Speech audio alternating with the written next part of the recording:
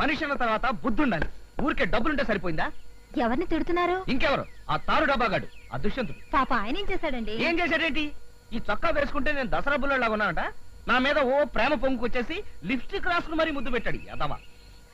అయ్యో, ఆయనకున్న ముగ్గురు పెళ్ళాలు చాలక ఇప్పుడు నాకున్న ఒక్కగానొక్క మొగుడిని ముద్దు పెట్టుకుంటాడా?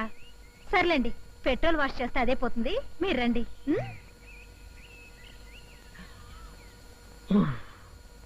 నమ్మేసింది. ఈ టిఫిన్లు ఎంత రుచిగా ఉన్నా నీ చేత్తో చేసే పెసరట్టు ఉప్మా ముందు ఇవన్నీ పరాదు. నువ్వేం కంగారు పడకుండా మెల్లిగా తింటుండు. నేను వెళ్ళి చేతులు కడుక్కో. అలాగే.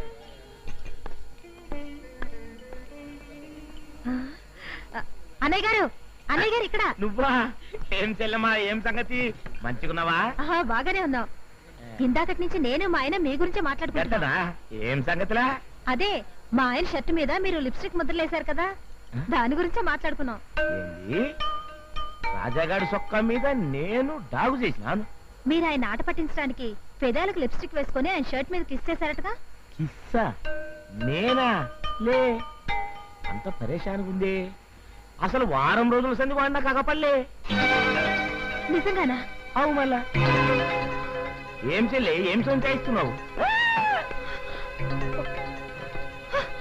కీర్తి, ఎరా మా ఆవిడ నేనేమైనా అడిగిందా? నీ షర్టు నేనేదో ఖరాబ్ చేసిన లొల్లు చేసిన ఉంటా కదా, గంతనే గాం వచ్చేట అడిగింది. మళ్ళా నువ్వేం చెప్పావు? నేనా? నిజం చెప్పినా. ఆ లిప్స్టిక్ నువ్వే వేశాను చెప్పచ్చుగా. ఎందుకట్లా గుస్తైతవే? ఈ లండా చోరీ వ్యవహారం గురించి ముందుగా నాకేమైనా చెప్పినావా? ముగ్గురు పెళ్ళాల ముగుడివి సమయస్ఫూర్తి ఉపయోగించి ఆ మాత్రం మేనేజ్ చేయలేకపోయావా?